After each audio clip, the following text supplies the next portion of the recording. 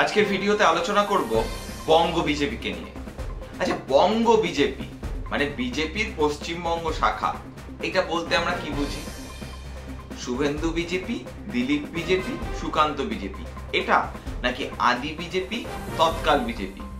দেখুন, আমরা সকলে জানি 2024 সালের লোকসভা নির্বাচনে বাংলায় বিজেপির আসন সংখ্যা 6টি কমে গিয়েছে, কমে 12টি আসন তারা পেয়েছে। এই পর্যন্ত সব বুঝলাম, কিন্তু তারপরে তারা কি করলো? হারের পর্যালোচনার আগেই এ কেন হারলো, ওকে কেন জেতা সিট থেকে হারা সিটে পাঠানো হয়েছে, এ ওই নেতার পিঠ চুলকে দিচ্ছে। তারপরে কে মন্ত্রিত্ব পেলেন না, কে বললেন আমি বেশি সময় ধরে সাংসদ রয়েছি, তাই আমাকে মন্ত্রিত্ব দেওয়া উচিত, এটা দলের বিবেচনা করা উচিত। এই নিয়ে যাত্রাপালা আমরা রোজ দেখতে পাচ্ছি। আর সেই যাত্রাপালায় আবার কেউ কেউ তো হারের পর্যালোচনায় বৈঠকে না গিয়ে আগের থেকেই বলে দিচ্ছেন, শুভেন্দু অধিকারীর কথা বলছি, 2,35,00,000 ভোট পেয়েছি। 2,35,00,000 ভোট পেয়ে কি হলো? এটা মাথায় রাখতে হবে, বামেরা যখন ক্ষমতায় ছিল তখন কংগ্রেসও কিন্তু মোটামুটি 40-41% ভোট পেত, কিন্তু কংগ্রেস বামেদেরকে ক্ষমতা থেকে সরাতে পারেনি।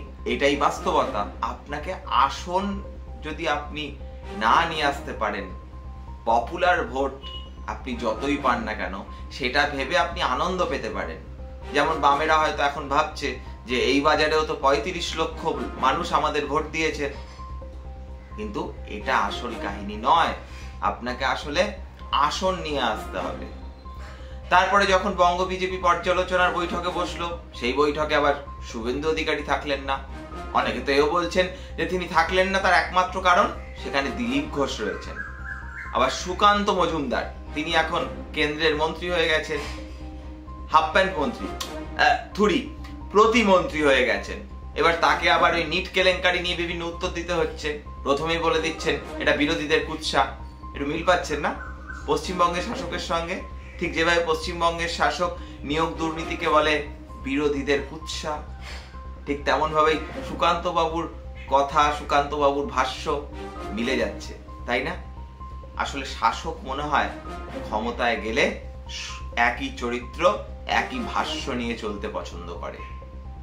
এবার সুকান্ত মজুমদার কেন্দ্রীয় প্রতিমন্ত্রী হওয়াতে প্রশ্ন উঠেছে এবং লোকে তাকিয়ে রয়েছে যে বঙ্গ বিজেপির সভাপতি কে হবে। এবার সভাপতি কার লোক হবে, কে হবে? আবার উল্টো দিকে বিজেপির পরিষদীয় দলনেতার চিফ হুইপ যিনি ছিলেন, বিজেপির চিফ হুইপ পরিষদীয় দলের, সেই চিফ হুইপ যিনি ছিলেন মনোজ টিগ্গা, তিনি সাংসদ হয়ে গিয়েছেন, ফলে তার জায়গায় অন্য কাউকে চিফ হুইপ হিসেবে আনতে হবে। সেখানেও কার লোক যাবে? এই পিঠ খামচিতে বর্তমানে আবর্তিত হচ্ছে বঙ্গ বিজেপি। আর মার খেয়ে মরছে যারা বিজেপির হয়ে বুথে বসেছিলেন, বিজেপির হয়ে গ্রাম বাংলায় পতাকা বেঁধেছিলেন, বিজেপির হয়ে যারা বুথ স্লিপটা বাড়িতে বাড়িতে দিয়েছিলেন, সেই মানুষগুলো আজকে তাদের পাশে কোথায় বিজেপি নেতৃত্ব? দু একটি জায়গায় তারা যাচ্ছেন, গিয়ে আমরা পাশে আছি বলে চলে আসছেন। আর কেন্দ্রীয় নেতৃত্বের পক্ষ থেকে প্রতিনিধি দল পাঠানো হচ্ছে, সেখানে বড় বড় নাম। আর আমাদের সংবাদ মাধ্যমের বন্ধুরা কি করবে? খবর না থাকলে ওটাই দেখাতে হয়, অমুক অমুক আসছে প্রতিনিধি দলে, অমুক জায়গায় দেখা করতে যাবেন। আমার বিনীতভাবে একটা প্রশ্ন, এর আগেও বহুবার এই প্রতিনিধি দল এসেছে, তারা কি করেছে? কোন কাজটা করেছে এই প্রতিনিধি দল? তাতে ওই নিপীড়িত মানুষদের কোন উপকার হয়েছে? এর উত্তর কারোর কাছে আছে? যদি কারোর কাছে থেকে থাকে একটু কমেন্ট বক্সে জানাবেন। আবার শুভেন্দু অধিকারী দাবি করছেন পুজো পর্যন্ত যেন কেন্দ্রীয় বাহিনী থাকে। মনে হচ্ছে কেন্দ্রীয় বাহিনীর কাজ শুধুমাত্র বাংলায় বিরোধী রাজনৈতিক কর্মীদের নিরাপত্তা দান করা, আর কেন্দ্রীয় বাহিনীকে প্রতিপালন করে ভারতীয় জনতা পার্টি নামক একটি দল। যেন কেন্দ্রীয় বাহিনীর প্রতিপালন ভারতবর্ষের ট্যাক্স পেয়ারদের টাকায় হয় না, মানে যা ইচ্ছাটা বলে দিলেই হলো। আবার এই ক্ষেত্রে কেন্দ্রীয় বাহিনীর উপর ব্যাপক ক্ষেপে রয়েছেন জগন্নাথ সরকার, রানাঘাটের সাংসদ, আবার বসিরহাটের পরাজিত বিজেপি প্রার্থী, যাকে কিনা শুভেন্দু অধিকারী নাকি প্রার্থী করেছিলেন বলে শোনা যায়, রেখা পাত্র, তিনিও কেন্দ্রীয় বাহিনীর উপর একেবারে খাপ্পা হয়ে আছেন, রেগে যাকে বলা যায়। এবার বিজেপির মধ্যেও কেন্দ্রীয় বাহিনী নিয়ে এখন দ্বিধা বিভক্ত। আমাদের এখানে একটা খুব বিনীত প্রশ্ন, আপনারা কি কেন্দ্রীয় বাহিনীর ভরসায় রাজনীতি করতে নেমেছিলেন নাকি?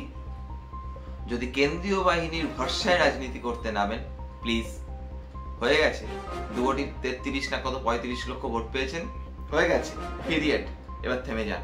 নিজেদের সাংগঠনিক জোর না থাকলে পশ্চিমবঙ্গে রাজনীতি করা যায় না, এই বাস্তবতাটা এবার বুঝতে শিখুন।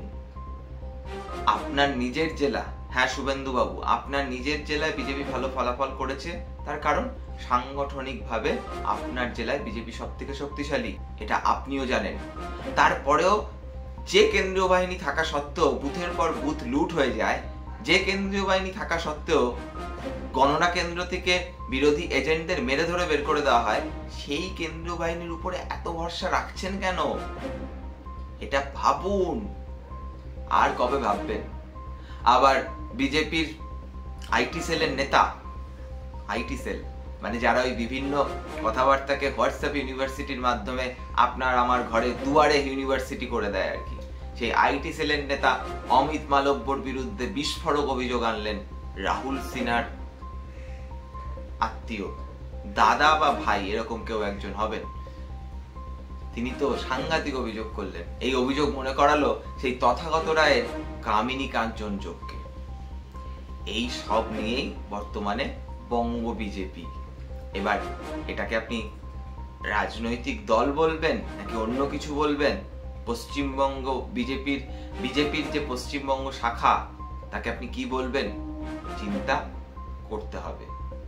কারণ প্রতিবারই ভোটের আগে হিন্দু খাতরে মে হ্যায়, আপনাদের সম্পত্তি অমুক সম্প্রদায় নিয়ে নেবে, এইসব কথা বলে যে পশ্চিমবঙ্গে ভোট পাওয়া যায় না, সেটা আশা করি এতদিনে বুঝে গেছে। আর যদি না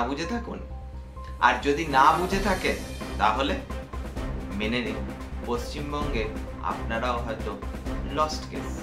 আজকের এই ভিডিও যদি ভালো লেগে থাকে তাহলে লাইক করে দেবেন, আর যদি মনে হয় শুধু সমালোচনা করলাম তাহলে ডিসলাইক করে দেবেন। দেখতে থাকুন রূপক অর্থে। যারা চ্যানেলটিকে সাবস্ক্রাইব করেননি, সাবস্ক্রাইব করে দেবেন। দেখা হচ্ছে অন্য কোনো এপিসোডে।